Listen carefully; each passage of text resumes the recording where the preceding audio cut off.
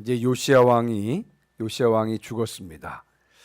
요시야 왕은 여러분 남유다의 16번째 16대 왕인데 31년 동안 통치를 했습니다. 그런데 그 요시야 왕이 다스리던 그때는요, 계속해서 종교 개혁의 연속이었습니다. 그러니까 남유다 왕 중에서 히스기야 왕과 함께 가장 찬란한 불꽃을 피웠던 시기가 바로 이 요시야 왕이 다스리던 31년의 시간이었습니다만, 그러나 안타깝게도요, 남유다의 마지막 불꽃이기도 했습니다. 왜냐하면 이제 요시야 왕이 죽고 남유다는 급격하게 기울어졌고요, 결국은 BC 586년 바벨론에 의해서 멸망하게 되는 것을 볼 수가 있습니다.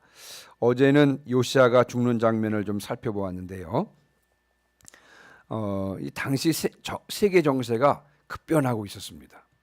여러분 그 유프라테스 강과 그 티그리스 강 그 주변 그 두 강 지역의 사이를 메소포타미아라고 그러는데, 약 600여 년 동안 그 메소포타미아 지역을 다스리던 아시리아가 지금 멸망 직전에 있었습니다. 신흥국가였던 이제 바벨론에 의해서 이 아시리아가 점점점 밀려서 이제 갈그미스라고 하는 그런 지역에서 멸망이냐 회복이냐는 일전을 이제 벌여야 했습니다. 그래서 지금 신흥국가 바벨론과 그리고 이제 아시리아, 멸망 직전에 있는 아시리아가 이제 갈그미스라고 하는 지역에서 1차 전투를 벌이게 되었는데, 그때 여러분 애굽의 왕 바로 느고가 아시리아를 돕기 위해서 이제 북쪽으로 올라가게 그 진군하게 됩니다. 근데 이제 구조상 그 지리상 보면 애굽에서 그 갈그미스까지 가려면요, 지중해 해변도를 따라 쭉 타고 올라오다가 여러분 이제 무기또가 있는 그 지역이 이제 이스라엘 평야인데, 이 유대가 산악 지역이다 보니까요, 여러분 갈멜산에서 해서 그리고 이스라엘 평야로 해가지고 쭉 건너가가지고 다시 이제 북쪽으로 올라가는, 보통 이제 그 길을 택해서 올라가게 되는데, 그때 이제 누구를 만나게 되냐면 요시야를 만나게 되는 것입니다. 요시야 왕은 북쪽으로 가려고 하는 그 애굽의 바로 느고 왕을 이제 저지하기 위해서 나왔는데요. 그러다가 그 요시야 왕이 그 무기또에서 결국 바로 느고의 손에 의해서 죽임을 당하게 되는 것입니다. 자, 그리고 나서부터 이제 오늘 이야기가 진행이 되는데요. 여러분 31절 한번 보시기 바랍니다. 31절. 자, 31절, 32절 같이 읽습니다. 시작. 여호아스가 왕이 될 때 나이가 23세라. 예루살렘에서 석 달간 다스리니라. 그의 어머니의 이름은 하무달이라. 림나 예레미야의 딸이더라. 여호아스가 그의 조상들의 모든 행위대로 여호와 보시기에 악을 행하였더니. 아멘. 요시야 왕이 갑자기 무기또에서 죽게 됩니다. 그랬더니요, 백성들이 요시야 왕의 아들이었던 그 여호아스를 왕으로 삼습니다. 그런데 이제 여러 자료에 따르면 여호아스라고 하는 사람은 여러분 요시야 왕의 장자 첫 번째 아들은 아니었습니다. 오히려 이제 나중에 왕이 되는 그 여호야김이 그 여호아스의 형이었는데, 그럼에도 불구하고 백성들이 먼저 여호아스를 왕으로 세웠던 것은 여러분 그에게 기대가 컸다는 것을 볼 수가 있습니다. 자, 그래서 이제 여호아스가 23세 왕이 되었는데, 자, 그런데 예루살렘에서 얼마를 통치했어요? 3달만 통치했다라고 그렇게 기록하고 있습니다. 아주 짧은 기간, 갑자기 왕이 돼서 아주 짧은 기간 3달 동안만 왕이 되었는데, 자, 그에 대한 성경의 평가는 아주 분명합니다. 아주 짧은 기간 3달 동안만 통치했음에도 불구하고 여러분 그에 대한 성경의 평가는 분명한데, 우리가 읽은 대로 여호아스가 그의 조상들의 모든 행위대로 여호와 보시기에 악을 행하였더라라고 아주 분명하게 평가하고 있습니다. 자, 그런데 여러분 한번 생각해 보시기 바랍니다. 갑자기 왕이 돼서 3달간 통치했는데, 여러분 그 사이에 나쁜 짓을 하면 얼마나 했겠습니까? 그러나 성경은 여호아스가 여호와 보시기에 악을 행했다라고 평가하는 것을 볼 수가 있습니다. 이 말인즉슨 여러분 여호아스가 왕이 되기 전에는 잘하다가 왕이 되자마자 악을 행했다? 여러분 그런 뜻이 아니죠. 왕이 되기 전부터 하나님 중심이 아니었다고 하는 것입니다. 그런데 한번 생각해 보시면요, 이 여호와스가 왕이 되기 전이라고 하면요, 부왕 요시야가 한창 종교개혁을 단행하던 시기가 아니었겠습니까? 그럼에도 불구하고 여러분, 요시야의 아들 여호와스는요, 종교개혁에 전혀 영향을 받지 않았다는 것을 우리가 짐작해 볼 수가 있습니다. 자, 그렇다면 여호와스는 누구로부터 어떤 영향을 받았을까요? 여러분, 성경에는 자세하게 그에 대해서는 기록하지 않았습니다. 자, 그렇다고 해서 그러면 여러분, 요시야의 종교개혁이 아무런 영향을 미치지 않았을까요? 여러분, 그렇지 않습니다. 우리가 요시야의 종교개혁에 대해서는 이미 쭉 읽어보잖아요. 그런데 여러분, 요시야 때 신앙교육을 받은 사람들 중에 유명한 사람들이 있습니다. 말하자면 요시야 시대의 다음 세대들이 있어요. 요시야의 종교개혁 때 신앙교육을 받은 다음 세대들이 있는데요, 그들이 누구냐면요, 여러분, 다니엘과 세 친구 있죠. 여러분, 그들입니다. 다니엘과 세 친구들이 나중에 이제 이들이 바벨론으로 포로로 끌려가잖아요. 이들이 바로 요시야의 종교개혁에 영향을 받고 자란 다음 세대들인 것입니다. 여러분, 이들의 다니엘과 세 친구의 신앙이 얼마나 아름답습니까? 포로지 바벨론으로 끌려가서도 굴하지 않고 여호와 하나님을 드러내잖아요. 여호와 하나님께 영광을 올리지 않습니까? 바벨론에 가서도, 포로지에 가서도 뜻을 정해서 하나님의 뜻대로 따르기로 결단하고 목숨을 걸고 하나님의 말씀을 지켰더니 하나님께서 바벨론에서조차도 그들의 이름을 드러내 주셨던 사람들이 누구냐면 바로 다니엘과 세 친구였습니다. 이들이 바로 요시야 시대의 그런 다음 세대였던 것입니다. 그러나 정작 요시야의 아들이었던 여호와스는 여러분, 그렇지 않았습니다. 아무튼 간에 여호와스는요, 은혜의 비가 내렸음에도 불구하고요, 그냥 그릇을 그렇게 뒤집어 놓은 셈이었던 것입니다. 하나님께서 은혜를 주신다고 할지라도 여러분, 그 은혜는요, 저절로 내 것이 되는 것이 아닌 줄 믿습니다. 비가 아무리 많이 내린다고 할지라도요, 특별한 목적을 가지고 그릇을 준비해서 그 비를 받아두지 않으면요, 그 많은 빗물은 어떻게 됩니까? 모두 버리게 되고 마는 것입니다. 내가 간절히 사모해야 그 은혜가 내 것이 되는 줄 믿습니다. 마태복음 7장 7절 있잖아요. 여러분, 잘 아시는 말씀이죠. 구하라 그리하면 너에게 주실 것이요, 찾으라 그리하면 찾아낼 것이요, 문을 두드리라 그러면 너에게 열릴 것이니 구하는 이마다 받을 것이요, 찾는 이가 찾아낼 것이요, 두드리는 이에게는 열릴 것이니라. 이 마태복음 7장 7절의 원리가 은혜에 있어서도 그대로 적용이 되는 줄 믿습니다. 은혜를 구해야 됩니다. 그러면 은혜를 주실 것입니다. 은혜는 또 찾아야 합니다. 그러면 은혜를 찾아낼 것입니다. 은혜를 두드려야 합니다. 그러면 은혜가 열릴 줄 믿습니다. 목마른 사슴이 시냇물을 찾아서 갈급함같이 하나님의 은혜가 목말라서 하나님의 은혜를 갈급하게 찾는 중에 하나님의 은혜를 발견해서 그 은혜를 풍성히 마시고 누리시는 성도들이 되시기를 주님의 이름으로 축원합니다. 뿐만 아니라 여러분들의 자녀손들이요, 은혜를 충만히 받아서 바벨론 포로 시대에도 멋지게 하나님의 이름을 드러낸 다니엘과 세 친구 같은 그런 믿음의 사람들이 되시기를 주님의 이름으로 축원합니다. 이제 여호와스가 23살의 왕이 돼서 3달을 통치했습니다만 여호와 보시기에 악을 행했다고 말씀을 드렸죠. 자, 그것에 대해서 하나님께서 즉각적으로 심판을 하시는데요, 여러분 33절 34절입니다. 자, 33절 34절 같이 읽습니다. 시작. 바로 느고가 그를 하맛 땅 림나에 가두어 예루살렘에서 왕이 되지 못하게 하고 또 그 나라로 100달란트와 금 1달란트를 벌금으로 내게 하고 바로 느고가 요시의 아들 엘리야킴을 그의 아버지 요시야를 대신하여 왕으로 삼고 그의 이름을 고쳐 여호야김이라 하고 여호와스는 애굽으로 잡아갔더니 그가 거기서 죽으니라. 아멘.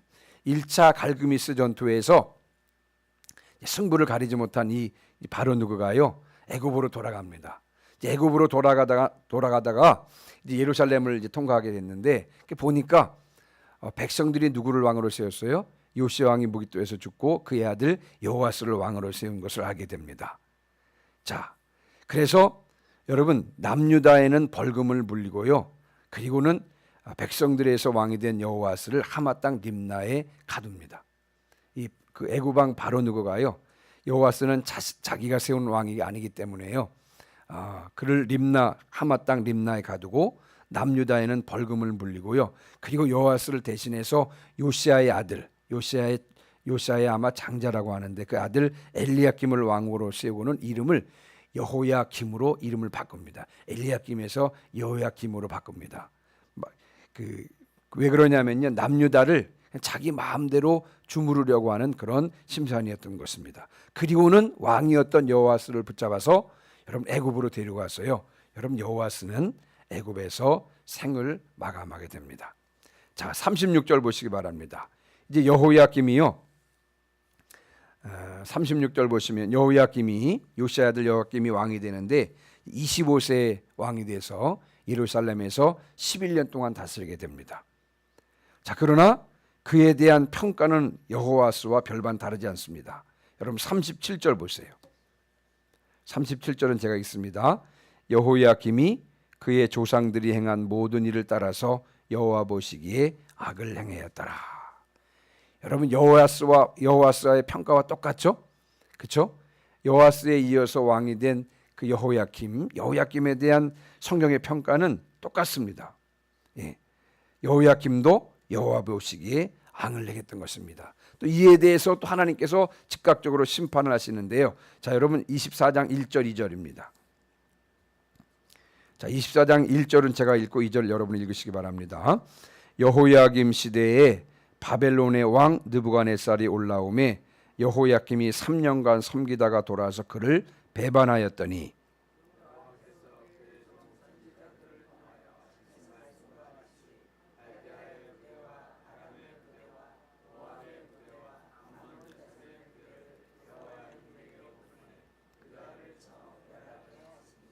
아멘. 여러분 1절 한번 보세요. 1절에 또 중요한 사건이 나오는데요. 자, 여호야김 시대에 바벨론의 왕 느부갓네살이 올라오매 여호야김이 3년간 섬기다가 돌아서 그를 배반하였더니 그랬습니다. 오늘 여러분 성경에는 자세하게 기록되어 있지 않습니다만 여러분 그 사이에 지금 갈그미스라고 하는 곳에서 여러분 바벨론 왕과 아시리아 왕이 이제 2차 전투가 벌어졌습니다. 2차 전투가 벌어졌는데 그때 이번에는 바로 느고가 완전히 패합니다. 패해서 그 갈그미스라고 하는 곳에서 바벨론 왕 느부갓네살과 바로 느고가 전투를 벌였는데 결국은요 애굽 왕 바로 느고가 완전히 패해서 지금 도망가는 중입니다. 자, 이번에는 바벨론의 느부갓네살 왕이 도망가는 애굽 왕 바로 느고를 추격해서 내려오다가 이제 어디를 침공해야 되냐면요 예루살렘을 침공합니다. 이것을 예루살렘 1차 침공이라 그래요. 이때가 몇 년이냐면요 BC 605년입니다. 여러분 이 시간이 중요한데 왜 중요하냐면요 느부갓네살이 이제 예루살렘을 첫 번째 1차 침공을 하는데 이때 이 느부갓네살이 예루살렘을 점령하고요. 그리고 바벨론으로 돌아가면서 남유다 백성들을 포로로 끌고 갑니다. 이것을 우리가 1차 포로라 그래요. 1차 포로. 이외에도 느부갓네살이 이제 나중에 두 번째로 침공을 해서 포로로 끌고 가고요. 그리고 이제 세 번째로 침공을 해서 포로로 끌려갈 때 그때 여러분 남유다가 멸망하게 되는 것입니다. 우리가 오늘 읽고 있는 24장 1절은요. 이제 바벨론의 느부갓네살 왕이 예루살렘을 첫 번째로 침공을 해서 이제 포로로 끌려갔는데 그 첫 번째 포로에 끌려간 사람들 중에 누가 있었냐면요. 아까 말씀드린 대로 다니엘과 세 친구가 있었던 것입니다. 근데 여러분 이 여호야김 왕은 누구에 의해서 왕이 됐습니까? 여호야김 왕을 왕으로 세운 사람이 누구냐면 애굽의 바로 느고가 아니었습니까? 그렇죠? 자, 그런데 이번에는 바벨론의 느부갓네살 왕이 올라오니까 느부갓네살 왕을 3년 동안 섬기게 되는 것입니다. 자, 그러다가 3년 후에 여호야김 왕이요 느부갓네살을 배신하고 다시 친애굽 정책으로 돌아서는 것입니다. 이때 24장 2절에 보니까 이 바벨론 느부갓네살 왕이 3년 동안 잘 섬기다가 여호야김이 배신하니까요. 자, 이번에 24장 2절에 보니까 갈대아 부대와 아람의 부대와 모압의 부대와 암몬 자손의 부대를 보내서 예루살렘을 치게 합니다. 이때 여러분, 오늘 성경에는 기록되지는 않았습니다만 여러분, 여호야김 왕이 죽게 됩니다. 여기서 전사합니다. 24장 2절에 이때 여러 바벨론의 느부갓네살 왕이 보낸 여러 동맹군 그 부대들에 의해서 결국 여호야김 왕이 죽게 되는 것입니다. 자, 그런데 여러분, 왜 남유다에 계속해서 이런 일이 일어나고 있는 것입니까? 그 이유에 대해서 3절, 4절을 말씀하고 있습니다. 자, 3절은 제가 읽고 4절 여러분 읽으시기 바랍니다. 이 일이 유다에 임함은 곧 여호와의 말씀대로 그들을 자기 앞에서 물리치고자 하심이니 이는 므낫세에 지은 모든 죄 때문이며. 4절,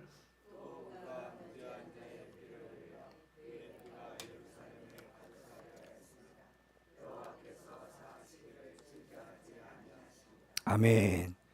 여러분, 왜 이런 일이 지금 남유다에 일어나고 있는 것입니까? 3절 보죠. 3절 중간에 보면 그들을 자기 앞에서 물리치고자 하심이니, 하나님께서 죄악이 가득한 남유다를 지금 당신 앞에서, 당신 얼굴 앞에서 물리치시겠다는 것입니다. 그 다음에 4절도 보세요. 여호와께서 사하시기를 즐겨하지 아니하시니라 그랬습니다. 여러분, 하나님은 어떤 분이십니까? 인자가 풍성하신 분이라 죄를 사하시기를 즐겨하시는 분이신데, 이제는 차고도 넘치는 남유다의 죄를 사하시는 것을 즐겨하지 않으시겠다는 것입니다. 여러분, 그런데 이것이 하나님의 본심이실까요? 정말 하나님께서는 당신의 백성을 물리치고 싶으신 것일까요? 정말 하나님께서는 당신의 백성들의 죄를 사하지 않으시려고 하시는 것이었을까요? 여러분, 그것은 하나님의 본심이 아닙니다. 그것을 어떻게 할 수가 있냐면요, 요시야 왕 이후로 급격하게 남유다가 멸망으로 기울었다고 말씀을 드렸잖아요. 그러나 그럼에도 불구하고 그런 와중에도 하나님께서는 계속해서 하나님의 사람들을 보내셨습니다. 예언자들을 보내신 것입니다. 그러니까 예언자들을 보내셨다는 것은 무슨 뜻입니까? 예언자들을 통해서 하나님께서 당신의 마음과 당신의 뜻을 전달을 하고요. 그래서 남유다 백성들이 하나님의 마음을 깨달아 알고 정신을 차리고 회개하고 돌이키기를 원하셨던 것이 바로 진정 하나님의 마음이었던 것입니다. 여러분, 요시야가 왕이 되고 13년부터 그리고 남유다가 멸망할 때까지 여러분 계속해서 하나님의 말씀을 증거했던 선지자가 누구냐면 바로 예레미야 선지자입니다. 그리고 요시야 왕 때 계속해서 여러분 나훔과 스바냐라고 하는 선지자도 활동을 했습니다. 그리고 여호야 김왕 때 활동했던 선지자가 누구냐면 하박국 선지자. 여러분, 하박국 선지자는 잘 아시잖아요. 하박국 2장 4절 말씀에 의인은 그의 믿음으로 말미암아 살리라 라고 하박국 선지자를 통해서 믿음으로 살도록 하나님께서 촉구하신 것 아니겠습니까? 그리고 하박국 3장 17절 18절 말씀에도 비록 무화과 나무가 무성하지 못하며 포도나무 열매가 없으며 감람나무에 소출이 없으며 밭에 먹을 것이 없으며 우리의 양이 없으며 외양간에 소가 없을지라도 나는 여호와로 말미암아 즐거워하며 나는 구원의 하나님으로 말미암아 기뻐하리로다. 하나님께서 하박국 선지자를 통해서 오직 여호와로 말미암아 즐거워하며 하나님으로 말미암아 기뻐하도록 여러분 남유다 백성들을 촉구했던 것입니다. 그리고 심지어 여호야 김왕 때 포로로 잡혀간 사람들 중에서는 다니엘을 들어 사용하시면서 여러분 그럼에도 불구하고 하나님께서 남유다가 멸망으로 지금 치닫는 그런 가운데서도 하나님께서 세계를 경영하신다는 사실을 계속해서 끊임없이 말씀해 주셨을 뿐만 아니라 그 다음에 여호야 긴 왕 때도 포로로 잡혀간 사람들 중에 에스겔을 들어서요 하나님께서 계속해서 회복에 대해서 말씀하고 있는 것을 볼 수가 있습니다. 여러분, 하나님께서는요 단 한 번도 당신의 백성을 버린 적이 없었습니다.